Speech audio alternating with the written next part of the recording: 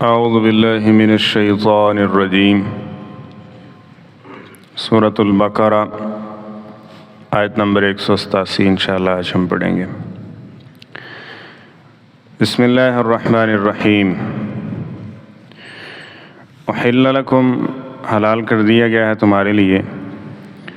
لیلۃ الصیام، روزوں کی رات،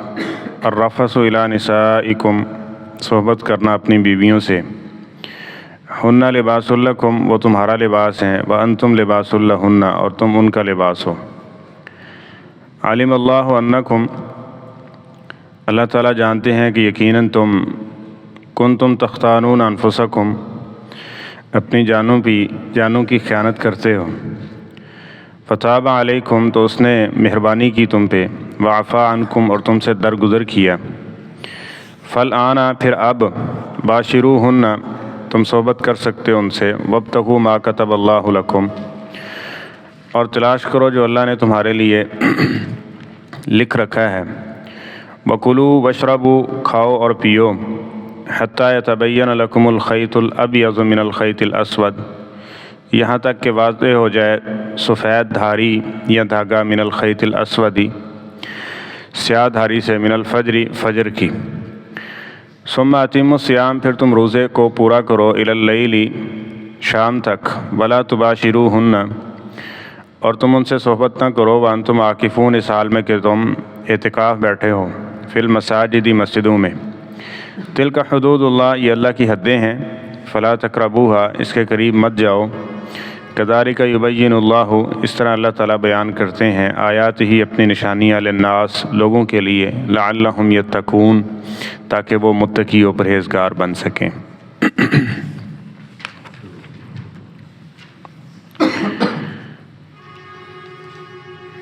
اس آیہ بینات میں روزے کے متعلق دیگر احکامات ذکر کیے جا رہے ہیں۔ ایک تو یہ کہ جو سابقہ ایک پابندی تھی کہ سونے کے بعد اگلا روزہ شروع ہو گیا، اس کو ختم کر دیا گیا، اور اس کے ساتھ یہ تھا کہ روزے کی حالت میں مباشرت یہ بھی جائز نہیں تھی۔ تو شاید یہ کہ کھانا پینا ہے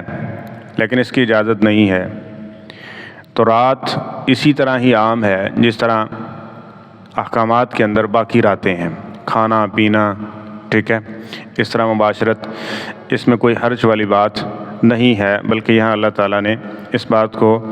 ذکر کر کے مینشن کیا، اور ساتھ میں یہ ہے کہ اس کے حلال ہونے کا تذکرہ کیا کہ احل لکم، یہ تمہارے لیے حلال ہے، لیلۃ الصیام الرفث الی نسائکم،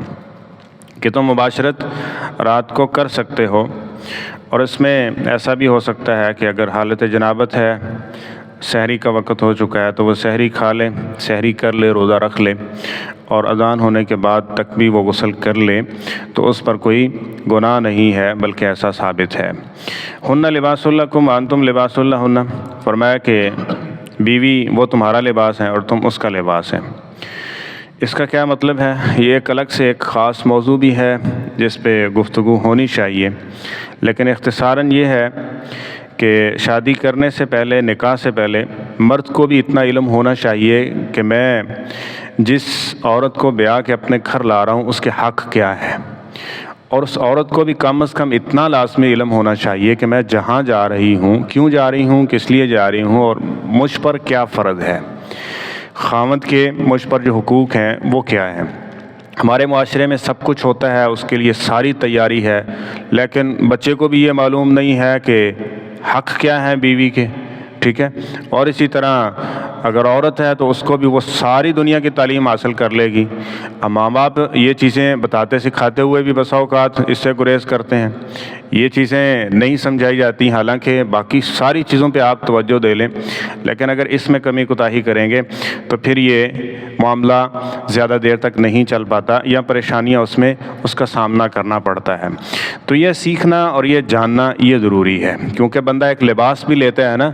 تو اس کے اندر بھی کتنی کانٹ چھانٹ ہوتی ہے، دیکھتا پرکھتا ہے، تو اس کو لباس کہا گیا ہے۔ اور دوسرا، لباس کی ایک خاص چیز ہوتی ہے کہ لباس کا مطلب ہے سطر کو ڈھانپنا،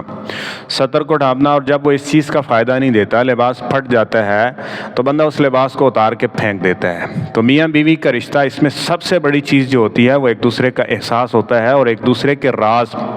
لباس جس طرح جسم سے چمٹا ہوتا ہے نا، اور لیکن لباس چمٹنے کے باوجود ساری ایک عیوب و نقائص یا جو بھی کمیاں کوتاہیاں اچھائیاں ہیں اس کے علم میں ہیں، لیکن وہ اس کے ساتھ کبھی آپ نے لباس کو بولتے ہوئے نہیں دیکھا ہوگا۔ یہاں مسئلہ بسا اوقات یہ ہوتا ہے کہ شوہر کا مسئلہ بیوی سے ہے تو وہ اس سے ڈسکس کر کے اس معاملے کو سیٹ کرنے کی بجائے اس میں 4-5 بندوں کو اور انوالو کر لیتا ہے۔ شریعت نے یہ کہا ہے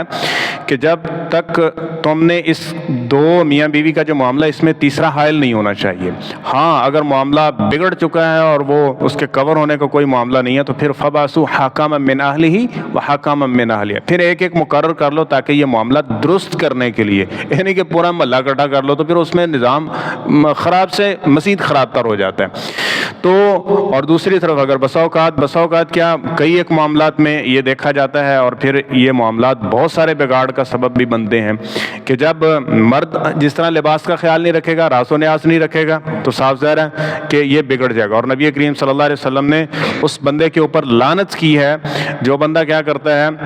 اپنی بیوی کے ساتھ تعلقات کو استوار کرتا ہے اور اس کے بعد اس کے عیوب و نقائص یا اس کی کمیاں یا اس کی خوبیاں دیگر مردوں کے سامنے جا کے ذکر کرتا ہے، اس کے اوپر پھٹکار ہے، ان معاملات کو کسی دوسرے کے سامنے ظاہر کرتا ہے جو خاص ہوتے ہیں۔ اسی طرح عورت ہے تو اس کے لیے بھی یہی چیز ہے۔ اور دوسری جو راز و نیاز کی چیزیں ہیں، اب وہ یہاں ڈسکس ہے، اب صاف ظاہر ہے ایک نیا گھر ہے، نئی جگہ ہے، اس میں نئی چیزیں دیکھنے سامنے کو ملیں گی۔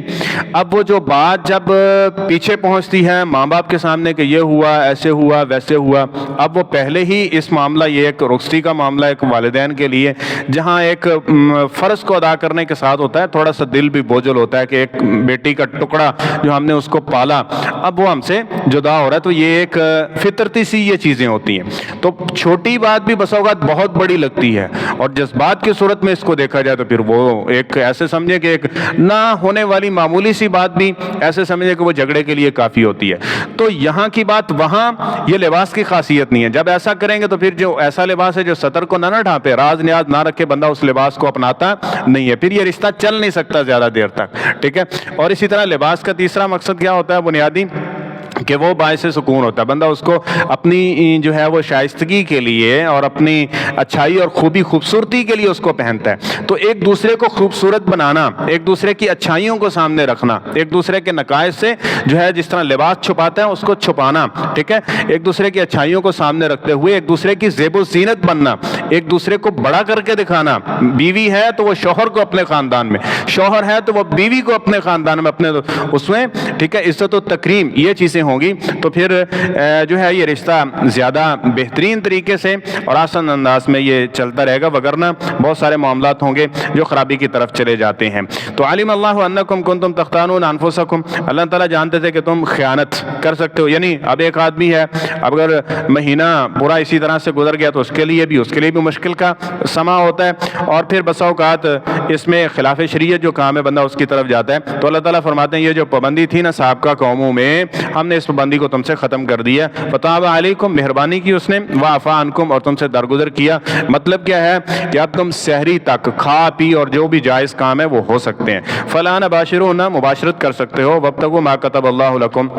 اور اللہ تعالیٰ نے جو تمہارے لیے لکھا ہے اس کو تلاش کر سکتے ہو۔ وہ کیا چیز ہے؟ اولاد کا اصول ہے، ٹھیک ہے، سکون کا اصول ہے، راحت کا اصول ہے، ٹھیک ہے، تو یہ چیزیں ہیں جو تلاش کر سکتے ہو، حاصل کر سکتے ہو۔ وَكُلُوا وَاشْرَبُوا حَتَّى يَتَبَيَّنَ لَكُمُ الْخَيْطُ الْأَبْيَضُ مِنَ الْخَيْطِ الْأَسْوَدِ مِنَ الْفَجْرِ، اور تم کھا پی سکتے ہو فجر طلوع ہونے تک۔ اب یہ دو دھاگے، وہ معروف واقعہ آپ نے سنا ہوا، ایک انصاری صحابی اس نے 2 دھاگے لیے، ٹھیک ہے، 2 دھاگے لے کے بیٹھ گیا کہ جب یہ سیاہ اور سفید الگ الگ ہوگا نا تو تب تک بندہ کھا سکتا ہے۔ تو نبی کریم صلی اللہ علیہ وسلم نے فرمایا، اور ساتھ میں یہ اگلا لفظ بھی آ گیا من الفجر، اس سے مراد دھاگا نہیں ہے، اس سے مراد شام، رات اور صبح، اس کی جو یعنی دن کی جو دھاری ہے نا، مطلب دن کی روشنی، اور رات کی تاریکی اس سے مراد ہے۔ تو یعنی جب رات چلی جائے، فجر آ جائے، صبح ہو جائے، تو اس صورت میں کیا کرنا ہے، یہ چیز ختم، یعنی سحری کی جا سکتی ہے کب تک؟ جب تک طلوع صبح صادق جو ہے وہ طلوع نہیں ہو جاتی، تب تک تمہارے لیے یہ چیز جائز ہے۔ اس لیے یہاں یہ بات بھی مینشن کرنا ضروری ہے کہ قرآن پاک کے ساتھ قرآن پاک کی بہترین تفسیر نبی کریم صلی اللہ علیہ وسلم کی احادیث ہے، اگر اس کو چھوڑیں گے تو پھر بس اوقات یہ دیکھیں یہاں خطا لگ سکتی ہے، غلطی لگ سکتی ہے، حالانکہ نبی کریم صلی اللہ علیہ وسلم کے زمانے کے ہیں، آپ سے ڈائریکٹ یہ آیت سنی ہے،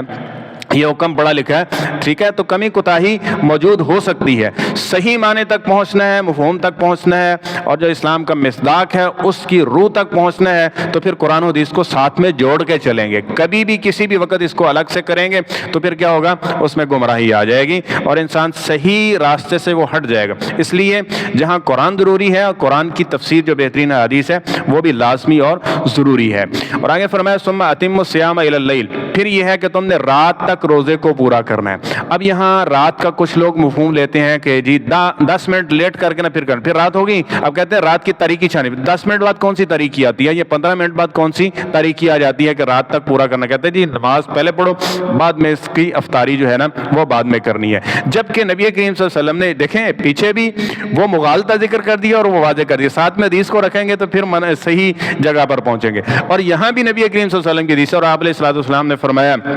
میری قوم تب تک خیر پر رہے گی جب تک ما عجل الفطرہ، جب تک وہ افطاری کے اندر کیا کریں گے؟ جلدی کریں گے۔ افطاری کے اندر جلدی کرنے کا کیا ہے؟ وہ بھی حدیث میں واضح کر دیا گیا کہ شام ادھر سے آ جائے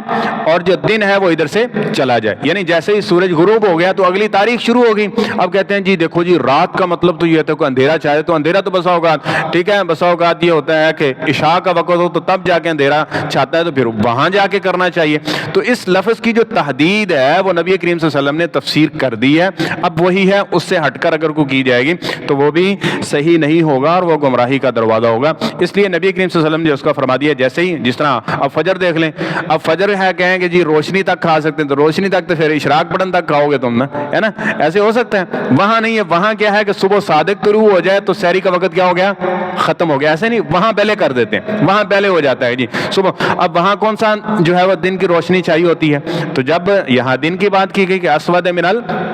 فجر کے حوالے سے، تو اس لیے قرآن و حدیث میں جو تحدید ہے وہیں پہ رہنا چاہیے انسان کو اور اسی کو تسلیم کرنا چاہیے۔ تو ثم اتموا الصیام الی اللیل، پھر رات تک روزے کو یعنی اس شام تک سورج غروب ہونے تک اس کو پورا کرنا ہے۔ ولا تباشرون، اس دورانیے میں مباشرت جائز نہیں ہے۔ اسی طرح وانتم عاکفون فی المساجد، اعتکاف کیا ہوا ہے فی المساجد، تو اس وقت بھی یہ چیز جائز نہیں ہے چاہے رات ہی کیوں نہ ہو۔ اور اس کے ساتھ اگلا مسئلہ یہ ہے کہ چاہے مرد ہے یا عورت ہے، اعتکاف کہاں ہوتا ہے؟ وہ مسجد میں ہوتا ہے۔ نبی کریم صلی اللہ علیہ وسلم کی ازواج حالانکہ گھر مسجد کے ساتھ ملتی جلتی دیواریں تھی نا،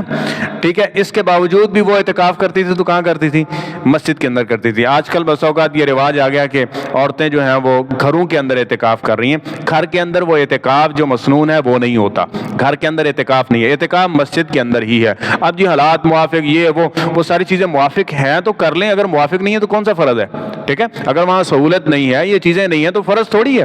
وہاں یہ جہاں سہولت ہے وہاں چلے جائیں، وہاں بیٹھ جائیں جہاں یہ چیز ہے۔ لیکن اعتکاف شرعی کہاں ہوتا ہے؟ وہ مسجد کے اندر ہوتا ہے، گھر میں اجازت اس کی قرآن و سنت میں نہیں ہے۔ تلک حدود اللہ، آگے فرمایا یہ اللہ تعالیٰ کی حدیں ہیں، فلا تقربوها، اس کے قریب نہیں جانا۔ یہ ساری چیزیں جو ذکر کر دی گئیں شروع سے اس آیت میں ہم نے پڑھی، تو فرمایا یہ اللہ کی حدیں ہیں، اس کے قریب نہیں جانا۔ کذالک یبین اللہ آیاتہ للناس، اللہ تعالیٰ یہ تمہارے لیے کھول کے اس لیے بیان کر رہا ہے لعلہم یتقون، تاکہ یہ متقی بن جائیں، پرہیزگار، یعنی ان سے بچ جائیں گے، متقی بن جائیں گے۔ روزے کا مقصد بھی کیا ہے؟ تقوی پیدا کرنا، اور ان چیزوں سے باز جائیں گے۔ جس طرح نبی کریم صلی اللہ علیہ وسلم نے فرمایا ایک آدمی ہے وہ جھوٹ نہیں چھوڑتا، صبح سے لے کے شام تک پیاسا رہتا ہے، اس کے روزے رکھنے کا کوئی فائدہ نہیں ہے، کیونکہ جن چیزوں سے روکنے کا کہا گیا رکا نہیں ہے۔ اسی طرح یہ اللہ کی حدود ہے، اگر ان حدود کو پھلانگے گا تو وہ باس نہیں آیا، جب باس نہیں آیا تو وہ متقی نہیں بنے گا، جب متقی نہیں بن سکا تو روزے کا مقصد پورا ہوا